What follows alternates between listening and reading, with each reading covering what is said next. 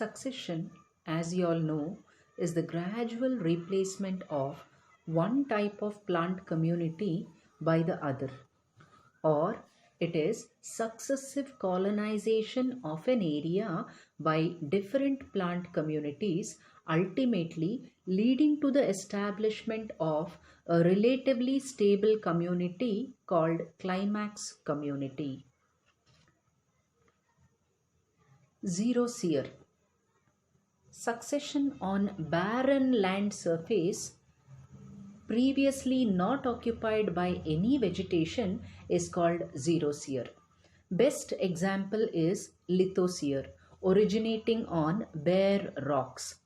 Rock lacks any organic matter or water. Succession is easy if the surface of the rock is plane or horizontal with cracks or crevices rather than slopy. Since rocks remain exposed to direct sunlight, temperature of the rock surface goes very high. Pioneer colonizers are always crustose lichens here. After a series of developmental stages, a climax community develops on the substratum. The different stages of this xeric succession are: the first one, as you all can see, is crustose lichen stage. The bare rock is very dry and has no easily soluble mineral in it. So, pioneer colonizers should have the capacity to resist dryness and dissolve minerals for their needs. The first community appearing on rock is crustose lichens. Examples are Rhizocarpon, Lesidia, etc. Rhizocarpon, Lesidia, etc. So, in the dry periods, they appear to be desiccated, dried, but remain alive because of their spongy nature.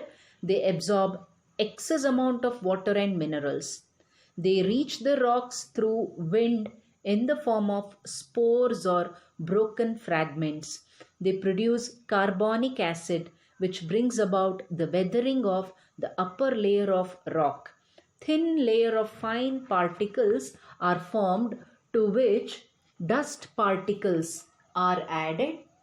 As a result of death of lichens, a layer of organic matter is produced.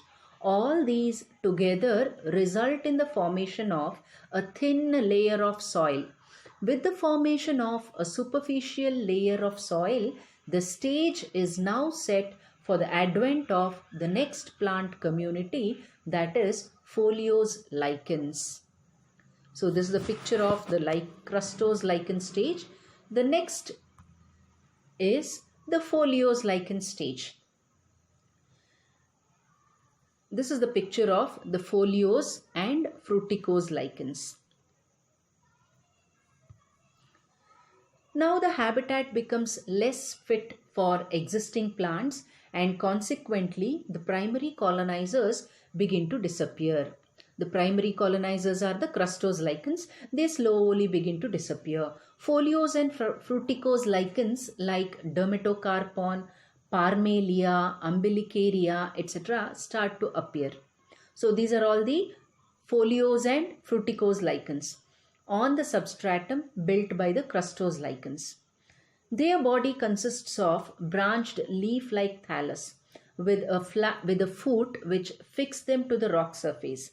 Their thalli cover the rocks and overshadow the pre-existing crustose lichens. Crustose lichens die for want of sunlight. The foliose lichens absorb and accumulate water and minerals, secrete carbonic acid, which further pulverizes or loosens rock into small particles. Together with dust particles, increase the thin layer of soil already for medium. All these factors change the habitat. The habitat is the rock surface to a considerable extent. So this is the growth of the foliose and bottom left is the foliose lichens and right is the fruticose lichens. So now they are growing. The next stage is the moss stage. Gradually, the conditions become less favorable for the existing foliose and fruticose lichens. When the habitat is changed, existing lichens start disappearing, and in that area, xerophytic mosses grow and become dominant. This is the picture of the mosses growing on rock. They usually grow in the crevices and depressions of the rocks, where enough rock particles, humus, and moisture are accumulated. Like lichens, mosses are also xerophytic.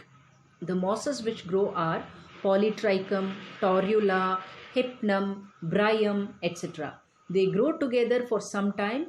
Competition for space and nutrition arises.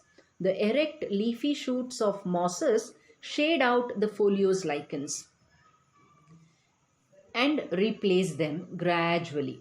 As a result of death and decay of mosses, still more amount of organic matter is added to the soil. Water holding capacity of the soil also increases as the mat becomes more thick. Habitat becomes relatively more wet, and now the next cereal community may replace the moss community. The next cereal community is the herbaceous stage. So the herbs start growing. This is the herbaceous stage. Compact and sufficiently nutrient-rich soil is now suitable for the growth of herbaceous plants. This vegetation mainly consists of xerophytic annual and perennial herbs. So the starting herbs are the annual ones, which are xerophytic, means which can resist the dry conditions and grow there. So annual and perennial herbs. Increased moisture content of the soil favors the growth of herbs. Roots of these plants penetrate the pulverized rock, where they secrete acids and accelerate the process of rock disintegration. Thickness of soil on rock increases. The first colonizers may not attain their full growth due to not so hospitable conditions. They are shallow rooted grasses such as Aristida, Festua, Poa, Eleusine, etc. In further years, continued accumulation of humus and soil, continued corrosion of rock by the penetrating roots occurs, and the habitat will become more hospitable for herbs. Successive generations of annuals grow profusely. Later, perennials also invade and a thick vegetation cover develops. Increased vegetation brings some moderation in extreme xeric conditions. There is reduction in temperature, increased atmospheric humidity, and fertile soil. All this change the habitat. Perennials start growing luxuriantly. Soil microbes like fungi and bacteria also increase and enrich the soil by their decaying and nitrogen fixing activity. The decaying leaves, stems, roots, and other parts become deposited in the form of humus. Now, water holding capacity of the soil also increases. Habitat becomes more suited for woody plants or the shrubs than the existing herbs. After this herbaceous stage comes the shrub stage. With the change of habitat, the herbaceous vegetation also shows signs of degeneration, and xerophytic shrubs gradually occupy the area. Roots of shrubs corrode rock and make soil more massive. Decaying leaves, twigs, and roots enrich soil with humus. Herbs cannot compete with shrubs. They get less amount of sunlight, and their roots and seeds have to compete with the shrubs to obtain nutrition from soil.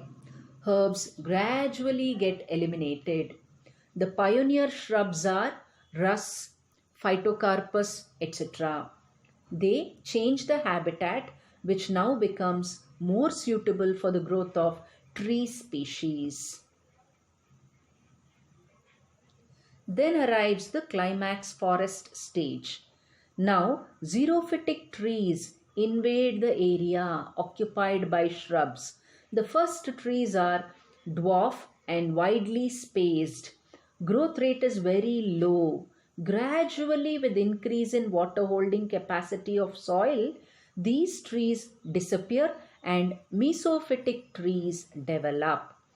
The trees are deeply rooted, roots are profusely branched, absorb sufficient quantity of water and nutrients.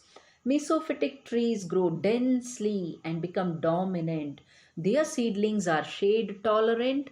In their shade, shade loving herbs and shrubs develop and form their own communities. After a long interval, complete harmony develops between plant communities and their environments. Hence, climax stage is established, which remains unchanged unless some major environmental changes disturb it.